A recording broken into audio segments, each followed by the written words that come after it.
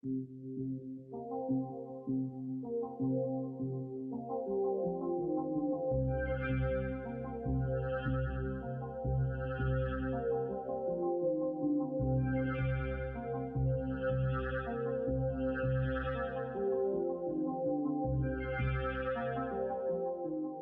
हम लोग हिंदी भाषा के अंतर्गत व्याकरण की कड़ी में वर्ण विचार पढ़ने जा रहे हैं। व्याकरण के वर्णमाला में प्रवेश करने के पहले वर्ण को जान लेना जरूरी है। बहुत सारे विद्यार्थियों में, बहुत सारे लोगों में यह असमंजस रहता है कि वर्ण और ध्वनि में क्या अंतर है। तो मैं स्पष्ट करूंगा आज वर्ण विचार में कि ध्वनि, मैंने यहाँ लिखा है कि ध्वनि शब्दों की आधारशिला है। शब्दों की आधारशिला है। साथ ही अगर हम ध्वनि और वर्ण की बात करते हैं तो दोनों में कोई ज़्यादा अंतर नहीं है, एक बारीकी अंतर है जिसको हम लोग स्पष्ट करेंगे। लघुत्तम वाग ध्वनि वर्ण है। वाग ध्वनि बोलते हैं जो, वह वाग ध्वनि, लघुत्तम वाग ध्वनि वर्ण है। अब आगे स्पष्ट हो रहा है, वर्ण को ध्वनि चिन्ह भी कहते हैं।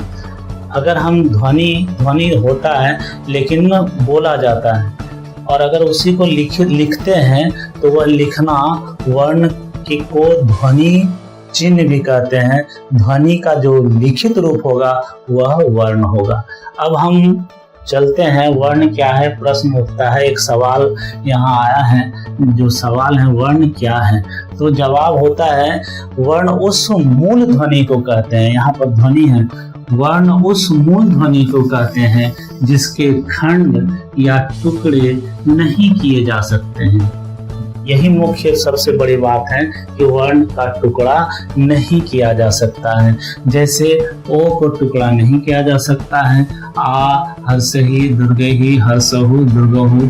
या आगे चलते हैं, यहाँ वर्ण में क में हलंत है, ख में अलंत है, गो में हलंत है, इसलिए इस सब का टुकड़ा नहीं किया जा सकता है। अब टुकड़ा कैसे, क्या टुकड़ा होता है, उसको समझने के लिए हम जाते हैं, आगे बढ़ते हैं और कुछ शब्द लेते हैं जिसमें निहित ध्वनि वर्ण को समझेंगे कि अगर उस शब्द में कौन सा वर्ण है, कौन सा ध्वनि है और किसका खंड नहीं किया जा सकता है, जैसा कि स्पष्ट हो चुका है। जैसे हम लिए हैं खा लो, उदाहरण दिए खा लो, हम बोलते हैं किसी को खा लो।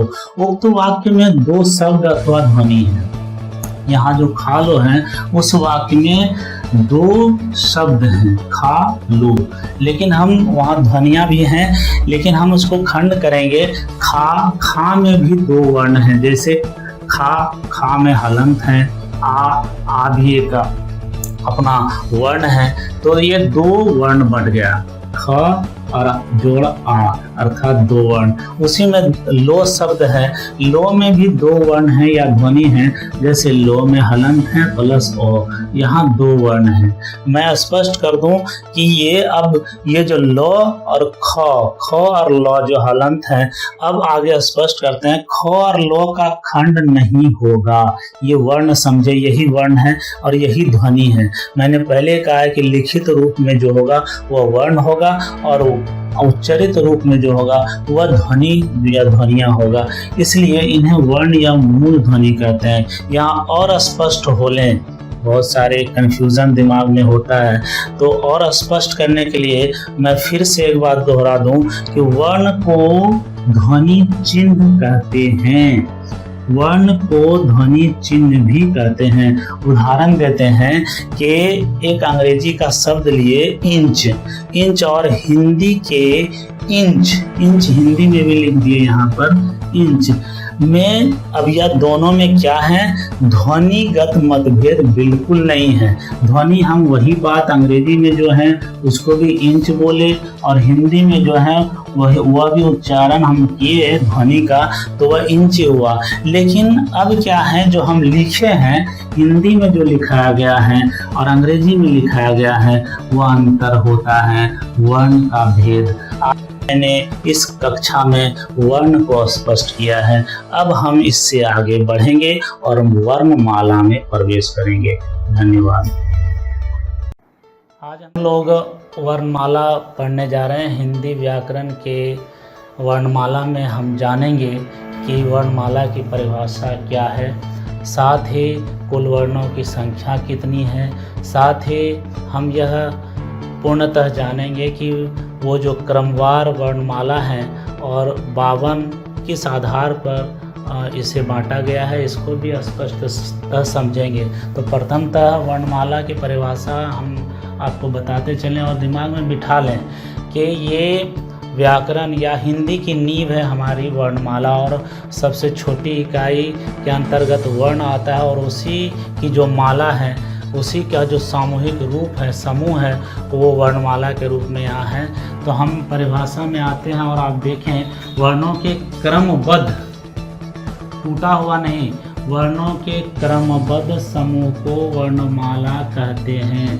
तो स्पष्ट हो रहा है कि प्रश्न है कि वर्णमाला की परिभाषा क्या है, तो जवाब हो जाएगा वर्णों के क्रमबद्ध समूह को वर्णमाला कहते हैं। एकदम दिमाग में स्पष्ट हो जाना चाहिए, कहीं कोई किंतु परंतु नहीं होना चाहिए। आप अगर जितना खुले दिमाग से इसको सोचेंगे, कहीं इधर उधर बहकने की आवश्यकता नहीं है, यह स्पष्ट है। अब आते हैं कि हिंदी वर्णमाला में कुल वर्णों की संख्या कितनी है। तो आप देखते हैं कि कुल वर्णों की संख्या हमारे यहाँ हिंदी वर्णमाला में 52 है।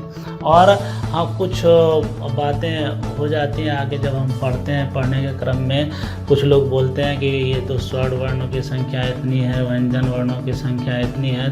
तो कुछ एक बात आती है कि हिंदी में उच्चारण के आधार पर, जब उच्चारण होता है तो उसके आधार पर वर्णों की संख्या, वह कुल वर्ण 45 होते हैं, 10 स्वर और 35। लेकिन हमें इसमें उलझने की आवश्यकता नहीं है, स्पष्ट क्लियर हो जाना चाहिए कि हमारे पास कुल वर्णों की संख्या वो लेखन के आधार पर जो लिखते हैं वो सबसे बड़ा मायना रखता है। तो लेखन के आधार पर हमारा कुल वर्णों की संख्या 52 है, एकदम स्पष्ट है, कहीं कोई इसमें मतभेद नहीं है। कुल वर्णों की संख्या हमारे जो वर्णमाला हैं, कुल वर्णों की संख्या वर्णमाला में 52 है। तो प्रथमतः हम लोग जो पढ़ रहे हैं वह अब कुल वर्णों को हम जाने अलग अलग। अ आ हर्षही दुर्गई, हर्षहु दुर्गहु, री ए ओ औ। छोटे बच्चे भी इसका उच्चारण अच्छी तरह से कर सकते हैं। और ये 11 हो गए कुल हमारे पास, ये जो हम लोग स्वर वर्ण हम लोग अभी पढ़े। और इसमें एक 2 बाद में आकर अयोग वाह जुटा था, वह हमारे पास आया था, वह अंग है, अंग। और उससे फिर बाद में एक और आया, वह अह कहलाया, और वह 2 अयोग वाह हो गया। इस तरह कुल स्वर वर्ण की संख्या, कुल स्वर वर्ण हम लोग अभी इसको बाद में वर्णों को अलग अलग बांटेंगे, लेकिन पहले हम लोग स्वर को जान लें। कुल स्वर वर्णों की संख्या 13 है। और हम लोग अब आते हैं व्यंजन वर्ण में। अभी हम वर्णमाला पढ़ रहे हैं, तो अब वर्णमाला में व्यंजन वर्ण क्या है और स्वर वर्ण क्या है ये आगे जानेंगे, लेकिन अभी वर्णमाला को जाने। हम लोग यहाँ पर व्यंजन वर्णों के बारे में जानेंगे। व्यंजन वर्ण में हम देख रहे हैं व्यंजन वर्ण में स्पर्श व्यंजनों की संख्या 25 है। एकदम दिमाग में बैठा लें, स्पर्श व्यंजन की संख्या कितनी हो गई? 25 हो गई। बहुत अच्छा। अब देखिए कि स्पर्श व्यंजन में कवर्ग में क ख ग घ अंग अड़ भी बोलते हैं। अब चवर्ग में च छ ज झ य। अब जाते हैं, ये 5 हो गए। टवर्ग में ट ठ ड ढ मूर्धन्य ण, और तवर्ग में त थ द ध दंत न। अब पवर्ग में ये प फ ब भ म हो गया। तो इस तरह ये 5 में 5 हैं, तो 25 कुल स्पर्श व्यंजन में पहला स्पर्श व्यंजन है जिसकी संख्या 25 है। अब हम लोग आगे बढ़ते हैं और जानते हैं कि ये तो 25 हुआ। अब यहाँ पर चार अंतस्थ व्यंजन हैं, 4 अंतस्थ व्यंजन हैं। और अंतस्थ व्यंजन कौन कौन से हैं ये दिमाग में बिठा लें। य, र, ल, व, ये क्रमवार है। ये देखिए क्रम, जैसा कि वर्णमाला क्या है, क्रमबद्ध समूह को वर्णमाला कहते हैं। और अभी हम बिल्कुल क्रमबद्ध हैं। स्पर्श व्यंजन के बाद अंतस्थ व्यंजन में आए हैं और यहाँ देख रहे हैं य, र, ल, वो, ये अंतस्थ व्यंजन है और इसकी संख्या 4 है। उसी तरह ऊष्म व्यंजन है। व्यंजन में ऊष्म व्यंजन तीसरा है, जिसमें तालव्य श, मूर्धन्य श, दंत श और हो आता है और यह कहलाता है ऊष्म व्यंजन और इसकी संख्या हो जाती है 4। उसी तरह संयुक्त व्यंजन है। संयुक्त व्यंजन 4 है। 4 संयुक्त व्यंजन कौन है, ये दिमाग में बिठा लें एकदम क्रमवार। ह के बाद अक्ष, त्र, अज्ञ और स्र आता है, जो 4 हैं और यह हो जाता है संयुक्त व्यंजन। बहुत सारे सवाल आगे इससे पूछे जाते हैं कि 4 अंतस्थ व्यंजन कौन कौन से हैं, ऊष्म व्यंजन कौन कौन से हैं, संयुक्त व्यंजन कौन कौन से हैं। तो आप इससे स्पष्ट हो जाएंगे, कहीं कोई भटकाव की स्थिति नहीं होगी। साथ ही हिंदी में कुछ नए व्यंजन भी जोड़े गए। जिस तरह यहाँ पर नए स्वर जोड़े गए थे, उसी तरह नए व्यंजन भी 2 जोड़े गए, जिसे हम यहाँ पर अड़ा और अढ़ा बोलते हैं।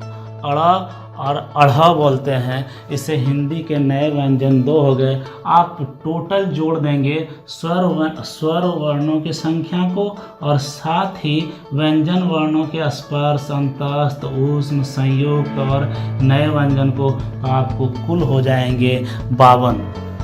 कहीं कोई परेशानी नहीं होगी। अब हम लोग आगे अगले क्लास में देखेंगे कि वर्णों के भेद जैसा कि हमने जाना, वर्णमाला में स्वर और व्यंजन है, तो उसी तरह स्वर वर्ण और व्यंजन वर्ण हम लोग आगे पढ़ेंगे। 2 भेद हैं, वर्णों के 2 भेद हैं, स्वर वर्ण और व्यंजन वर्ण। अब हम लोग आगे अगले क्लास में स्वर वर्ण की परिभाषा जानेंगे, व्यंजन वर्ण की परिभाषा जानेंगे। हम बार बार आपसे रिक्वेस्ट करते हैं कि इस पढ़ाई के क्रम में किन्हीं को कोई परेशानी हो जाए तो आप इसे, जब आप देखें इस वीडियो को, तो उसमें कमेंट बॉक्स में जाएं, कमेंट करें। साथ ही इसे ज़्यादा से ज़्यादा शेयर करें, ज़्यादा से ज़्यादा लाइक करें, सब्सक्राइब करें और बेल आइकॉन का बटन दबाना ना भूलें। ज़्यादा से ज़्यादा लोगों तक यह वीडियो पहुंच सके, लोग इससे लाभ मिल सके।